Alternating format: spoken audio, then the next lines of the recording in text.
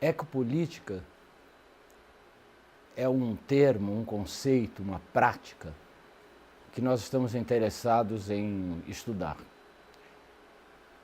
Michel Foucault desenvolveu uma série de estudos, pesquisas acerca da sociedade disciplinar e das maneiras pelas quais a disciplina aparecia complementada por uma prática que ele chamou de biopolítica e que envolvia o controle da população dentro de um determinado território sob regulamentações dos estados nacionais. Já nessas pesquisas se anunciava um início de um controle que ultrapassava o próprio Estado. As mortes, os nascimentos, a situação da saúde, etc., da população, estavam dirigidas nacionalmente, mas ao mesmo tempo começaram a ser articuladas de maneira transnacional, transterritorial, internacional. Várias maneiras de designar essa prática. Acontece que depois da Segunda Guerra Mundial, as regulamentações internacionais passaram a ganhar uma dimensão muito grande. Uma dimensão de governança sobre todos os territórios. Uma projeção de controle da população do planeta. E muito mais do que o controle da população do planeta, o controle da própria vida no planeta. Um controle que ultrapassou o campo específico dos seres vivos humanos para situar esse planeta dentro de uma perspectiva de universo em expansão. A essa preocupação com o planeta, querendo melhorá-lo, querendo encontrar uma qualidade de vida, querendo encontrar soluções para a continuidade ad infinitum do capitalismo, é que nós começamos a apreender a possibilidade dessa nova configuração política a partir das noções de meio ambiente, de ecossistema, e que diz respeito não só à expansão para o universo, como eu dizia anteriormente, mas também para um conhecimento minúsculo, minúsculo e incomensurável dos interiores do corpo de cada um, seja pelas nanotecnologias, seja pelos conhecimentos da biologia, da bioquímica, da neurociência, e tudo isso nos moveu, então, para pensarmos 4 grandes fluxos que poderiam ser interessantes estudarmos nesse momento de reconfiguração da política em âmbito mundial, em âmbito global. Estamos estudando os fluxos de direitos, organizados a partir dessa articulação transnacional, como eu havia colocado anteriormente, um fluxo que envolve ecologia e meio ambiente propriamente dito, uma ciência do meio ambiente, uma nova área de conhecimento chamada ecologia política, ou uma prática de governo transterritorial chamada ecopolítica. E, juntamente com isso, estamos lidando também com a penalização a céu aberto e a configuração das metrópoles como novos campos de concentração a céu aberto. A palavra não é usada de uma maneira não pensada, porque as práticas dos campos de concentração, de administração de campos de concentração, acabaram sendo articuladas de uma maneira transnacional e muito levemente apreendida pela população por meio dos funcionamentos de polícias, de ONGs, de institutos, de fundações e etc. O quarto e último fluxo desse processo, obviamente, chama-se segurança, e nós estamos, então, tratando das novas maneiras de organização da segurança internacional, seja pelo Conselho de Segurança da ONU, seja pelas várias articulações nos continentes, e seja principalmente, e o mais assustadoramente, pelo chamado controle eletrônico, aonde nós estamos problematizando justamente o inverso da hipótese da democratização dos meios de acesso à internet, mostrando como é que eles se transformaram na maneira mais eficaz de controlar cada um e cada um nas suas múltiplas funções hoje em dia. O que essas sessões de jazz, elas são vitais para o programa e para a estética do programa, não só pela música, né, pela estética musical, mas porque eu acho que todos esses músicos que participaram dessa sessão de jazz, de alguma maneira eles se entregaram com muita intensidade à vida, e isso também faz parte da estética. Eu acho que, né, terminar um programa, encerrar um programa com a Billie Holiday cantando, ou iniciar com o Chet Baker cantando, a música deles, né, tá animada também por uma existência explosiva. E acho que isso também faz parte da estética do Agora Agora, isso faz parte da estética desses músicos, desses jazzistas que acompanharam essa temporada do Ágora. Muito se fala da capacidade de improviso ou do que se chama de genialidade do improviso no jazz. Mas uma das coisas que mais impressiona é a capacidade de imprimir uma diferença na repetição. O improviso só é possível porque há um exercício constante de repetição dos compassos, onde um Charlie Parker, um Dizzy Gillespie ou mesmo um Duke Ellington consegue, na rota da melodia, imprimir uma diferença por meio do improviso e do solo do seu instrumento, seja o sax, o trompete ou mesmo o piano. Desde o começo, quando a gente pensou em fazer esse Ágora, a gente achava que dentre os textos, né, ditos e que a gente compartilhou, a gente sentiu a gente quis colocar os pré-socráticos nessa temporada, e eu acho que os pré-socráticos, para mim, são sempre uma descoberta. E o Edson sempre instiga muito a leitura dos pré-socráticos. E então esse programa abriu uma possibilidade imensa de eu conhecer os filósofos e os poetas pré-socráticos. E o programa isso está presente no programa porque o programa é cheio de elementos. Então tem imagem de fogo, tem imagem de água, existe essa coexistência mesmo no programa. E eu acho que esse programa é animado pelo fogo dos pré-socráticos. Tem uma parte que é deliciosa dos pré-socráticos, que foi a leitura do Marcial, né, dos poemas do Marcial, e que a gente se divertiu muito fazendo, né? Porque mesmo sendo escritos há muito tempo, eles são deliciosos, são picantes, né? São sexo e ao mesmo tempo deboche juntos, né? Que acho que é muito libertário. Então o Marcial foi uma das descobertas bacanas desse Ágora. E eu acho que assim, sexo e anarquia, eles estão ligados, né? E acho que uma estética libertária está ligada ao sexo, porque é vital. E na história recente dos anarquismos isso foi presente, né, na revista Libertárias, e acho que o Ágora retoma isso, né, de uma certa maneira, que é lidar com o sexo, mas com o sexo em liberdade, né?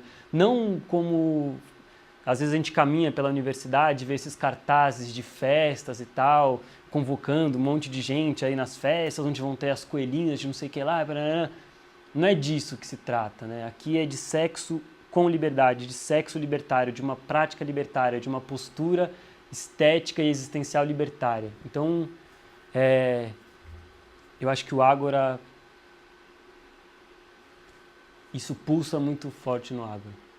As sessões do vídeo Libertárias, foi uma proposta do Gustavo inicialmente, que é um vídeo que foi produzido em 1997 para o lançamento da revista Libertária, Sexo e Anarquia, acabou pontuando, né, todos os programas da série, mostrando que essa relação entre sexo e anarquia, entendido sexo com liberdade, marca não só essa série do Ágora, mas todas as séries, que acabou encontrando também outros filmes que entraram, como, por exemplo, Jean Vigo, e essa sessão final, onde a mulher aparece vestida com várias roupas diferentes e, de repente, o espectador se depara com ela nua na mesma posição onde ela estava sentada.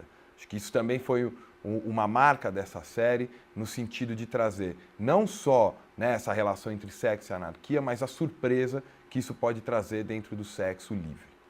Os filósofos com os quais a gente lidou e trabalhou no Ágora são filósofos que a gente tem uma cumplicidade, por conta das pesquisas, por conta do trabalho dentro da universidade, mas trabalhar com o texto dito no Ágora é diferente, é como se você incorporasse de alguma maneira aquele texto. Então você decora, você tem que decorar, você tem que fazer aquele texto de uma outra maneira, que é um pouco a prática que no Sol a gente leva adiante na aula teatro. E é um pouco, quem gosta de texto, gostar de falar, tem um sabor especial, né? Como a gente faz com os poetas que a gente gosta, a gente pode fazer com os filósofos também.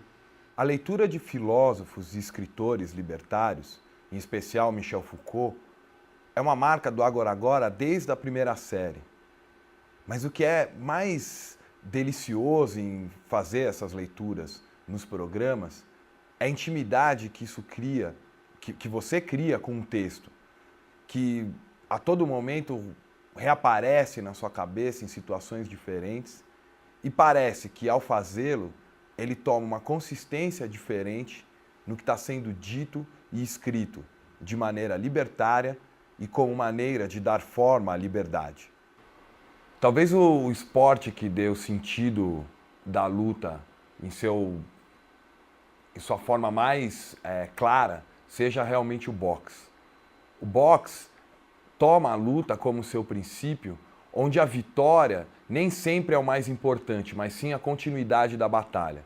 Boxeadores como Muhammad Ali enfrentaram dentro e fora do ringue situações onde se colocar diante da luta, saber bater e também saber apanhar, eram princípios nos quais eles tinham que lidar não só como um exercício físico, mas como maneira de estar na vida.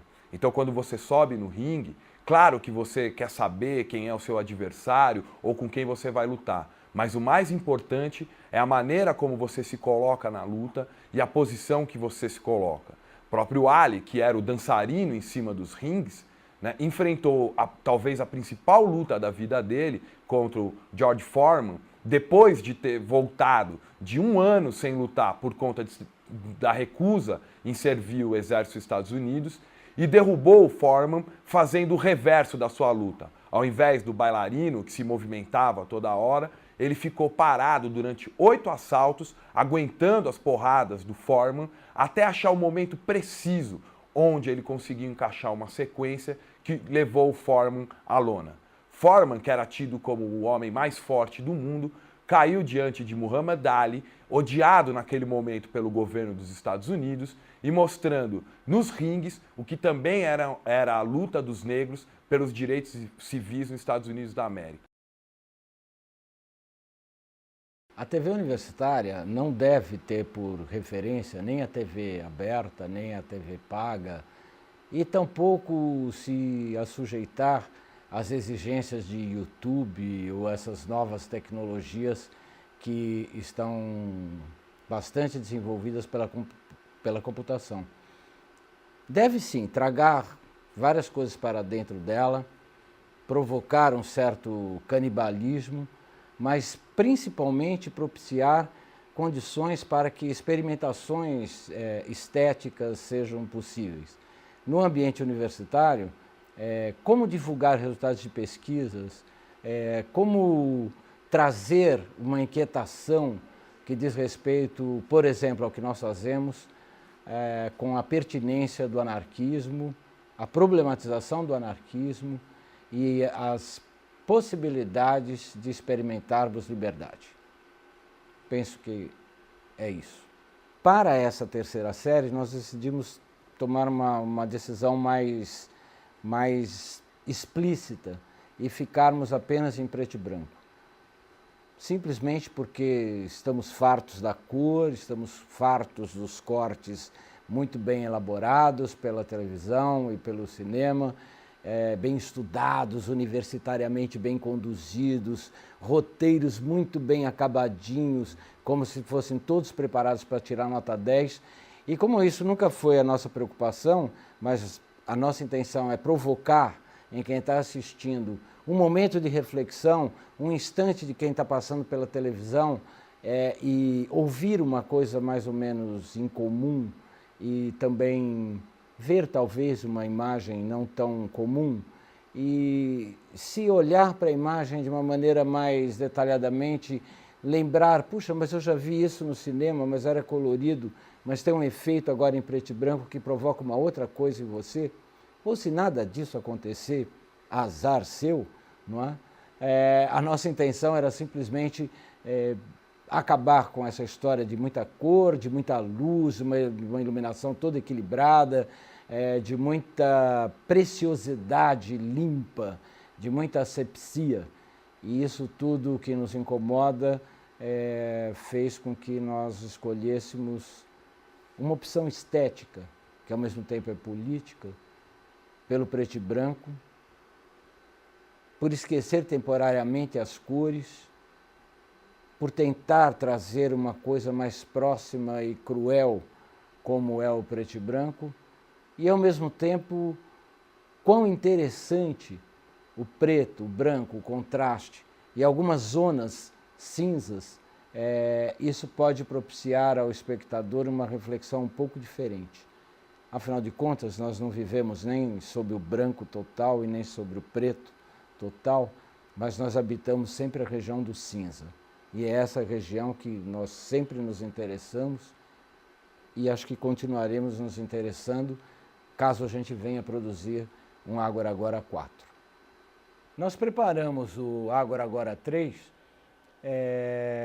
em torno da discussão da ecopolítica. Era um projeto de pesquisa elaborado por nós e que aguardávamos uma resposta de uma agência financiadora para levá-la adiante.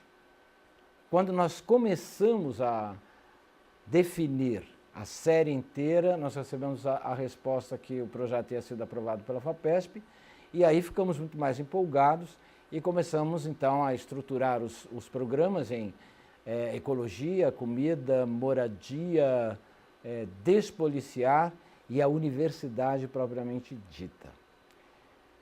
Mas também nós queríamos nessa série ampliar a participação na produção do programa, que até então era uma pesquisa do No Sol inteiro, realizada pelo Acácio Augusto, pelo Gustavo Simões e por mim.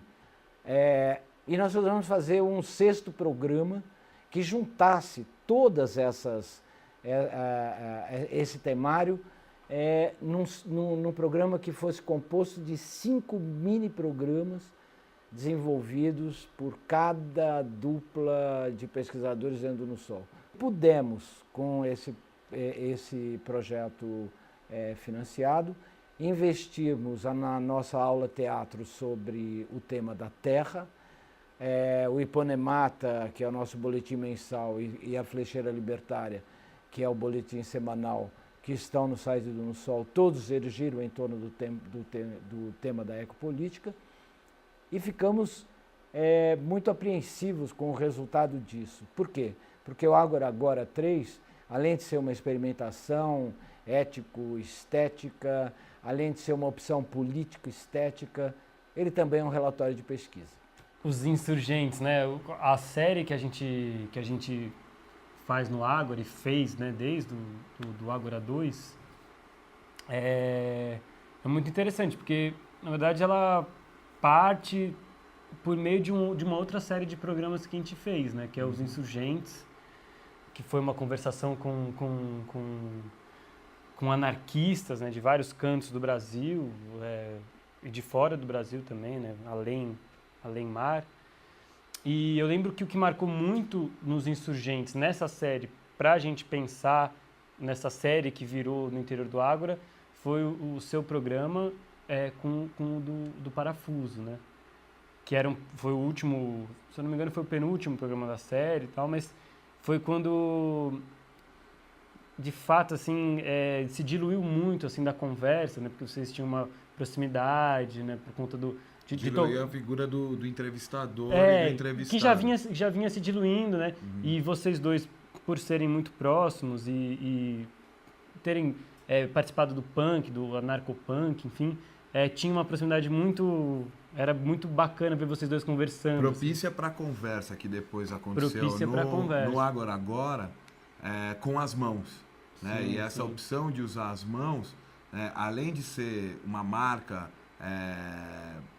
expressiva, acho que especialmente dos latinos, de falar gesticulando, falar com a mão e tal, também do ponto de vista estético, político do programa, era uma maneira de sair desse over do plano americano, do rosto, de mostrar que há expressão também em outras partes do corpo, como na leitura de filósofos libertários também a gente usou, e dos poetas, partes da mão, do pé, do cotovelo, da boca, enfim, e que foi muito legal que no Agora 3 as 4 mãos viraram 6, né, que você também entrou, né, como na conversa dos Insurgentes, e isso fez com que o que estava sendo dito ali também ganhasse uma maior consistência e expressividade com a presença de uma terceira dupla de mãos. E acho que os Insurgentes, enfim, marca muito do que é essa experimentação estética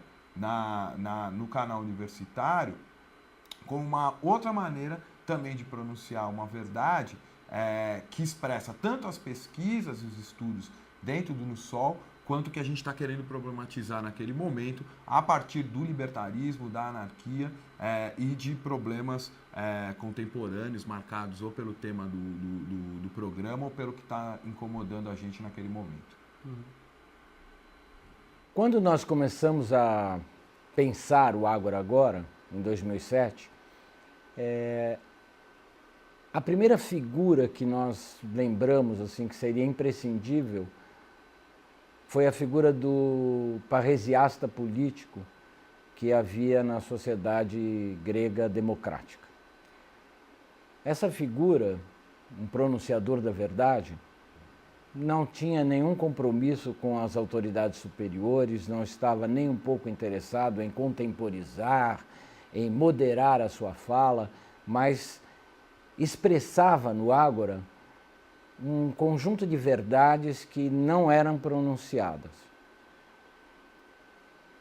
Inicialmente, para, inclusive, quebrar um pouco com aquela figura muito comum do anchorman inteligente que aparece na televisão aberta e nos programas de reportagens e de telejornais, nós resolvemos colocar explicitamente o texto que o parresiasta lia.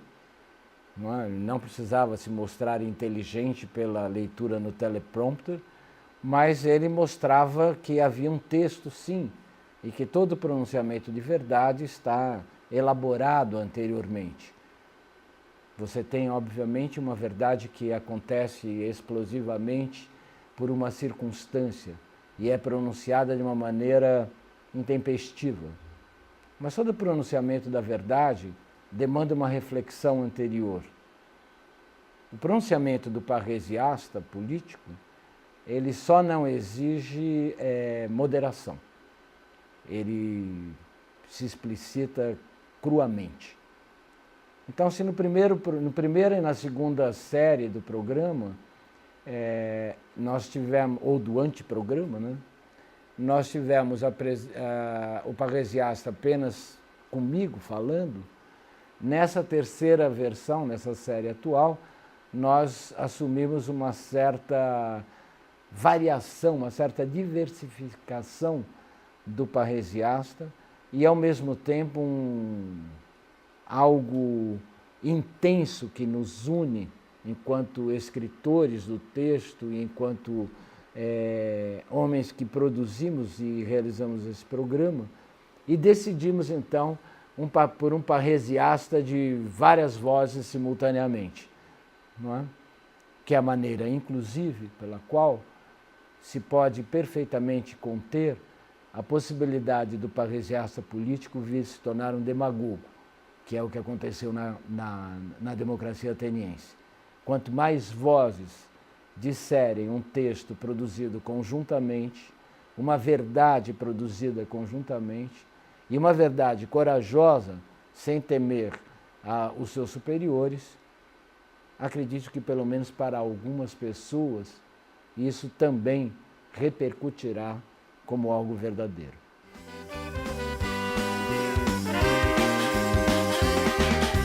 Nem querer botar lei no meu coração, selvagem, bárbaro, bruto e sem razão, rasgado entre guerras e batalhas contra a civilização.